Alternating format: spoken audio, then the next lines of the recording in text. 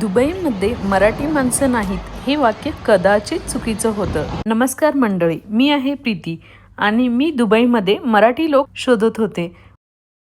काही दिवसापूर्वी मला खरंच असं वाटायचं की दुबईसारख्या शहरात आपण इतके मराठी लोक असूनही एकमेकांना भेटत का नाही. आणि मग एक दिवस एक छोटीशी रील बनवली. फक्त एक विचार मनामध्ये होता की दुबईमध्ये राहणाऱ्या मराठी लोकांना एकत्र आणता येईल का. त्या एका रीलपासून सुरू झालेला प्रवास आज कुठे पोहोचला माहिती? दुबईमधला पहिला मराठी मीटअपपर्यंत. आणि खरं सांगायचं तर पहिल्यांदा मीटअप ठरवल्यानंतर मनात एकच प्रश्न होता की लोक येतील ना मीटअपला. 1, 2, 5, 10 आणि 30 मराठी लोक येण्यासाठी तयार झाली होती. आणि सगळ्यात मजेदार गोष्ट की यातले बहुतेक जण एकमेकांना पहिल्यांदाच भेटत होते. कुणाचं कुणाला नावही माहिती नव्हतं, कुठून आलेत, काय करत आहेत हे सुद्धा माहिती नव्हतं. पण भेटायचं होतं, मराठीत बोलायचं होतं आणि आपलेपणा अनुभवायचा होता. 30 लोकांना 6 ग्रुपमध्ये डिवाइड केलं. प्रत्येक ग्रुपमध्ये 5-5 लोक आणि सुरू झाली आमची बॉलिंग. आता विचार करा, 5 पूर्ण अनोळखी लोक एकाच टीममध्ये. पहिल्यांदा थोडं ऑकवर्ड नाही का? तुमचं नाव काय, कुठून आहात, दुबईमध्ये किती वर्ष झाली, आणि पुढच्या क्षणी अरे वा स्ट्राईक. कुणी बॉलिंगमध्ये एक्सपर्ट असल्यासारखे खेळत होतं. कुणाचा बॉल पण पिनपर्यंत पोहोचण्याआधीच स्वतःच वेगळंच डेस्टिनेशन शोधत होता. तुम्हाला दुबई मराठी कम्युनिटी जॉईन करायचं असेल तर तुम्ही चॅनलला सबस्क्राईब करा आणि इंस्टाग्रामलाही फॉलो करा.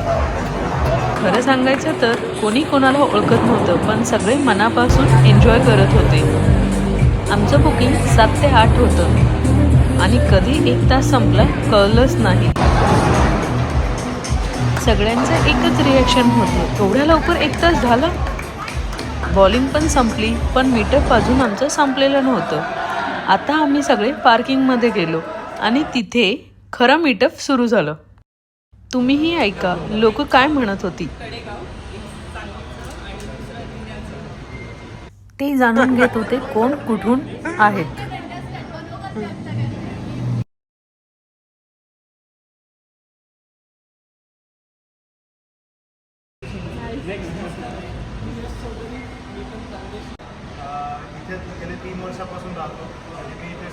असा होता हा आमचा मराठी पहिला मीटअप.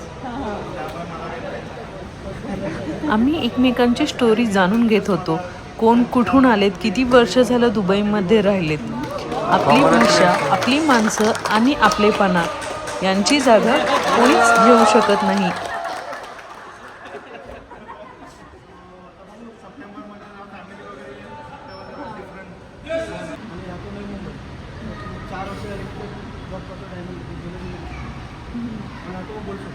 एका छोट्याशा रीलमधून सुरू झालेला हा प्रवास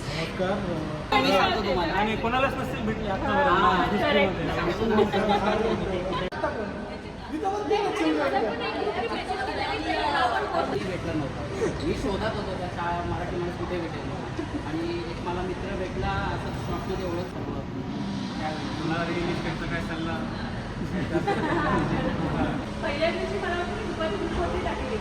असा होता आमचा पहिला मराठी मीटअप. तुम्हाला कसा वाटला मंडळी? कमेंटमध्ये नक्की सांगा.